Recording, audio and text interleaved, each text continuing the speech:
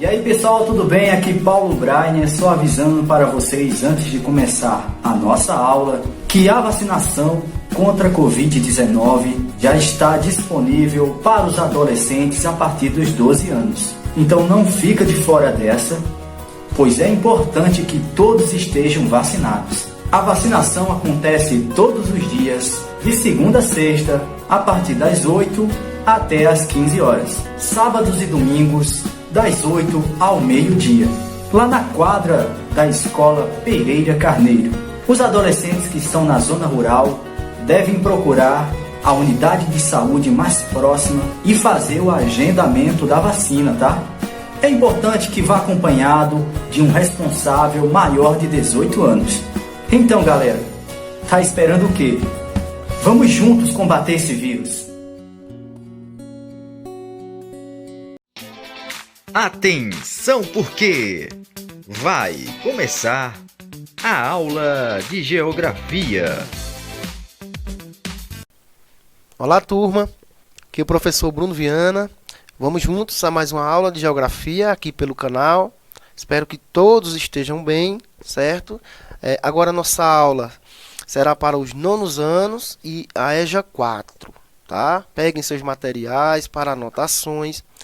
Lembrando que hoje é a nossa aula de revisão, porque logo mais após a aula vocês farão a avaliação da 4ª unidade. Então, prestem atenção, nossa aula está bem resumida, é somente para os conteúdos que vocês verão aí na prova, tá? Então, caprichem, prestem atenção, vamos para a nossa aula 19. Antes da nossa aula de revisão, vamos fazer rapidamente aqui a correção da aula 18, tá? Da aula passada.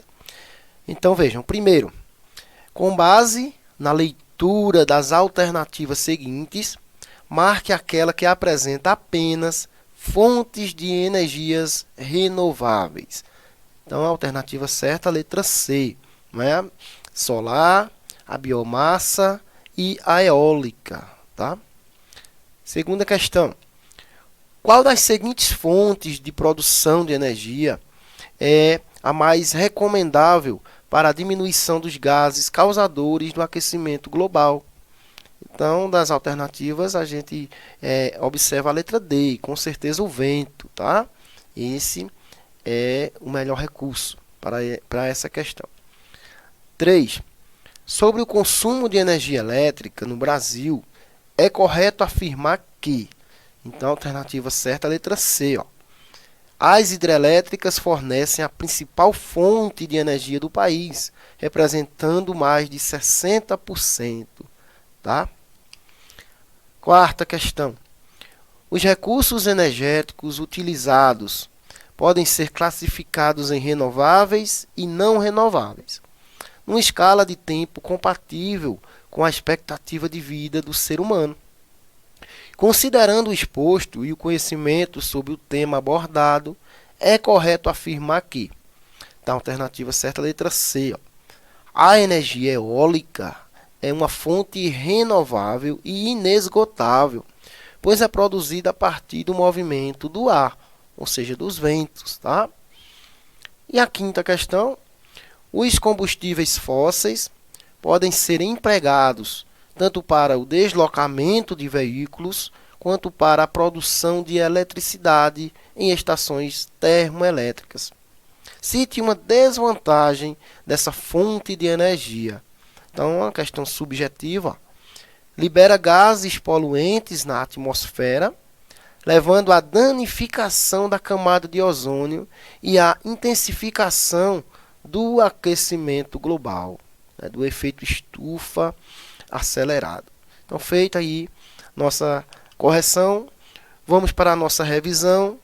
Vamos abordar um pouquinho, né, dessas 3 aulas que nós vimos anteriormente. Ó. A Ásia, a geomorfologia, a questão Ásia, a economia, a indústria asiática e, por último, também alguns recursos naturais e fonte de energia. Então, vamos lá, prestem atenção. O que a geomorfologia estuda, tá? Esse ramo na ciência humana. Então, estuda a origem e a estrutura das formas de relevo. A formação de elementos da superfície terrestre é identificada pela natureza das rochas, pelo clima e por outros fatores naturais, internos e externos. Então essas imagens deixam claro, né, que o que a geomorfologia estuda é isso aí, é o relevo da Terra, é as formas, né, estruturais da Terra, formadas pelos elementos internos, de dentro para fora, e os elementos externos, né, que vão transformar, modelar, né, o relevo da Terra. Então é isso, é esse estudo. Olha aí, essa primeira imagem, esses cânions, esse rio, durante milhares de anos foi formando esse caminho, esse desenho e modelando, não é? Diariamente o relevo. A questão aí, ó, dos relevos, das montanhas, o vento, a chuva, vai transformando aquele lugar, criando desenhos próprios naturais. Então, isso é geomorfologia. O relevo da Ásia, olha, a parte física. Para uma análise do seu relevo, pode-se dividir o continente em 3 grandes regiões. A região norte fica a região ocupada pelo vasto território siberiano. Então lembrem, a região da Sibéria, o norte da Rússia, região mais fria, mais isolada. A região central, temos as cadeias montanhosas mais altas do planeta. Então olha aí, ó, o centro da Ásia vai ser marcado nessas tonalidades aí, ó, de laranja até o lilás, as partes mais altas do continente e também do planeta. É lá que fica, ó, a cordilheira do Himalaia, né, as montanhas mais altas do nosso planeta Terra. E a região sul, né, vai ser marcada por planaltos e também depressões. Essas partes aí, ó, em verde, tá? Em amarelo claro, áreas de planícies, depressões e também de planaltos. Aspectos geomorfológicos. Olha. O relevo da Ásia abriga diversas formas existentes. As cadeias de montanhas que se destacam são a Cordilheira do Himalaia, né, que boa parte fica no país do Nepal, os Montes Urais, que se estendem no sentido norte e sul, né, e separam a Europa da Ásia no território da Rússia. Então, essa questão do relevo de altitude da Ásia é muito interessante para esse continente. Nós vamos ter a maior cordilheira de montanhas do mundo, onde fica aí, ó, a montanha mais alta, o Monte Everest, essa foto aí à esquerda. E vamos ter também uma cadeia de montanhas importantíssima, que são os Montes Urais, né? Não com a mesma altitude, mas sua importância por quê? Porque é essa cordilheira que vai separar, fazer a fronteira entre o continente europeu e o continente asiático. Então lembrem, na hora da prova, que são esses montes Urais que fazem essa fronteira continental, Ásia e Europa. Olha aí, as pessoas que vivem, que moram, né, residem nesses lugares de altitude, são comunidades antigas, né, que sobrevivem nessas dificuldades, mas existem e sobrevivem com luta e não saem de lá. É uma questão étnica, cultural, muito forte. A questão climática, olha aí, ó. Há 4 tipos de climas predominantes na Ásia. O siberiano, o clima mediterrâneo, o desértico e monções. São fundamentais, predominantes. Primeiro, olha, o siberiano, ele estende-se por toda a faixa norte e se caracteriza pelos longos invernos, ou seja, o clima mais frio do continente asiático, sempre ao norte. Já pertence ali, né, ao cinturão do Ártico, polo norte do planeta. Olha essa primeira imagem, olha, frio extremo na Sibéria, menos 50 graus de temperatura. Então é o clima mais frio, realmente lugares frios o ano todo. Na região do litoral, predomina o clima mediterrâneo. Então, olha aí a segunda imagem, o litoral da Turquia, né, na parte asiática. Lembrando que a Turquia também pertence à Europa. É o clima mediterrâneo, o clima mais quente. Por quê? Porque é banhado pelo mar Mediterrâneo, né, um mar muito importante, porque faz divisa com 3 continentes.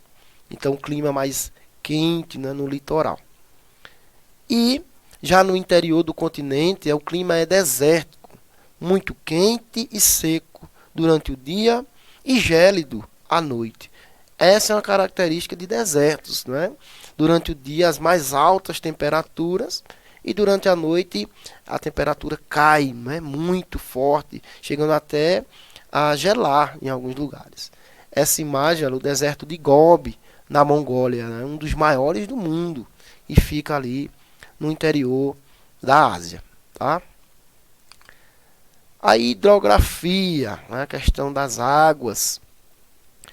Por ser o continente mais extenso do mundo, a hidrografia da Ásia apresenta uma série de rios, lagos e bacias que possuem uma grande importância para suas regiões.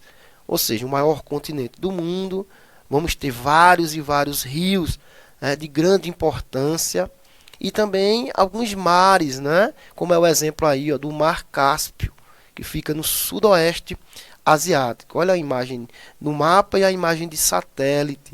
É um mapa muito importante, tá? Esse mar é muito importante, que ele vai banhar países como a Rússia, o Cazaquistão, o Irã. E, inclusive, alguns cientistas dizem que é o maior lago do planeta, tá? Mas nós chamamos de mar, o Mar Cáspio. Importantíssimo para essa região, para a questão de irrigação, de plantação, né, de sobrevivência de muitas cidades. Agora a divisão, né, regional da Ásia, regionalização. É tão grande esse continente que ele vai ser dividido por regiões. 6 grandes regiões vão compor a Ásia, cada uma com uma característica. Então nós vamos ter aí, ó, em azul, a Ásia Setentrional, Norte. Em rosa, a Ásia Central. Na cor verde, o Oriente Médio. Na cor vermelha, a Ásia Meridional, sempre ao sul. Em laranja, o Sudeste Asiático. E em amarelo, o Extremo Oriente. Tá? Vamos falar de alguns que com certeza estarão na prova. Por exemplo, a Ásia Setentrional, algumas características. A região norte da Ásia é composta pela Rússia e parte da Mongólia. Região que compreende a Sibéria, lembra aquela região mais fria que nós vimos anteriormente? A opção pela indústria de base em detrimento da de bens e serviços na antiga URSS, né, a antiga União Soviética, fez com que a indústria russa ainda hoje sofra para se adaptar à economia de mercado. Então é um reflexo direto, né, da questão ainda da Guerra Fria e da Revolução Russa.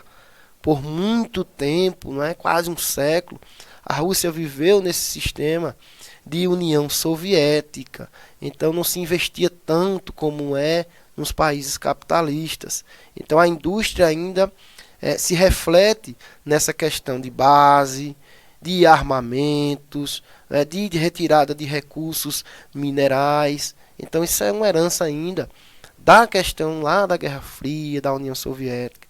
Hoje, aos poucos, estão se modernizando, se adaptando ao mercado capitalista, mas ainda recebem essa herança.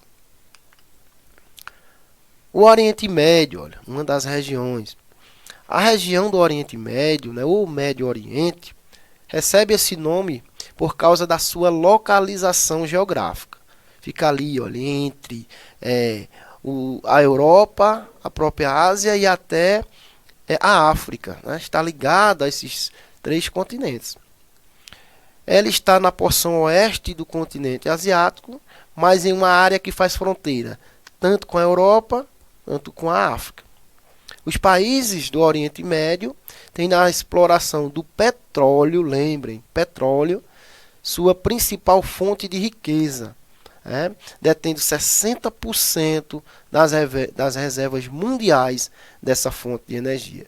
Sem dúvida, é a área do planeta Terra que mais tem essa questão do petróleo. Os países mais produtores de petróleo daquela região vão se concentrar nessa região. Olha aí, ó, essas imagens mostram aí muito bem a força do petróleo. Inclusive, alguns países, né, sobrevivem com essa riqueza, o dinheiro do petróleo. O Extremo Oriente, olha, essa outra região importantíssima.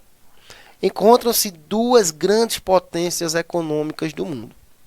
Com certeza, a China é o maior PIB da Ásia, sem dúvida, a segunda maior economia do planeta. E o Japão, essa também que é um país muito forte, terceira economia do planeta. As economias na região se caracterizam por produtos industrializados de alta tecnologia, como por exemplo no Japão, a Coreia do Sul, e produtos de baixo valor agregado, como é o mercado chinês, por ter a maior população do planeta. Então olha aí as imagens, nós vamos ter o Japão tecnológico, muito desenvolvido, olha aí a fábrica da Toyota, essa indústria de carros japonesa, e vai exportar para o mundo todo. A segunda imagem, nós temos aí a sede da Samsung, que fica em Seul, lá na Coreia do Sul. Um dos países que mais crescem hoje economicamente e na questão tecnológica. A sede da Samsung, essa é das indústrias mais ricas do mundo hoje na questão tecnológica. Uma das. E aí, a mão de obra chinesa, olha aí, ó, produtos de baixo valor agregado, muita mão de obra, às vezes pagam um pequeno salário, porque tem muitos trabalhadores, e vão exportar, vão vender para o mundo todo. Vai gerar riqueza, renda, sim, e trabalho. E por último, olha aí, o que são os recursos naturais, tá? Que nós vimos na última aula.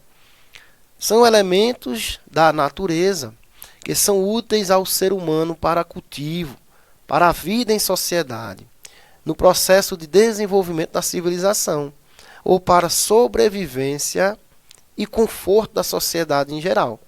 Podem ser renováveis, como a energia do sol, e não renováveis, como o petróleo. Então, o recurso natural já está dizendo, é o que a natureza vai oferecer para o homem transformar e usar para a evolução da sua civilização, para se movimentar. Tá? Então, são recursos obtidos da natureza para construir as cidades, mover o sistema da humanidade, o sistema político e econômico. Nós vamos ter água, vento, madeira, minérios, são recursos oferecidos pela natureza. E o homem vai transformar. As fontes de energia causam impactos ambientais. Nós vimos que, com certeza, toda fonte de energia vai causar algum impacto ambiental. Pode ser mínimo e pode ser gigante. Tá? Então, olha, as fontes de energia também possuem relação com questões ambientais, pois, dependendo das formas de utilização dos recursos energéticos, graves impactos sobre a natureza podem ser ocasionados. Então nós temos dois exemplos aí, ó. Um vazamento de petróleo lá no oceano vai causar todo aquele impacto marinho na vida animal, né? Nos recifes de corais, naquela área marinha, vai impactar muito, né? O vazamento de óleo e a questão de barragens de minério nas grandes mineradoras. Quando uma barragem dessa estoura, vai levar aí até vidas, né, cidades, vilarejos que passam pelo caminho. O Brasil teve dois grandes estouros de barragem recentemente, né, o caso de Brumadinho e de Mariana, lá no Vale do Rio Doce.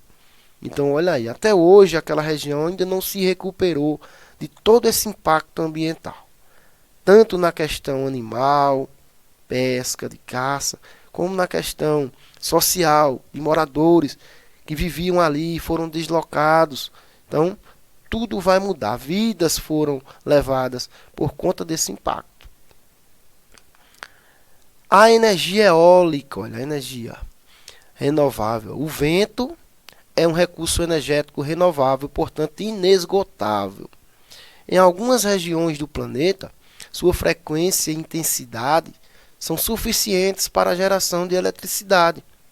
Os ventos ativam as turbinas dos aerogeradores, fazendo com que os geradores convertam a energia mecânica produzida em energia elétrica. O Rio Grande do Norte é o estado brasileiro que mais produz energia eólica. O empecilho é o alto custo, não é? Ainda custa muito caro esses equipamentos. Mas lembre, é uma energia limpa, que não vai afetar na questão atmosférica. Vários países têm potencial. O Brasil é um dos que mais tem, né? Porque tem um grande litoral, massas de ar a todo momento. Então, essas turbinas vão servir de energia para muitos lugares. Inclusive Pernambuco, nós temos sim parques eólicos aqui no nosso estado, né, ali próximo a Garanhuns.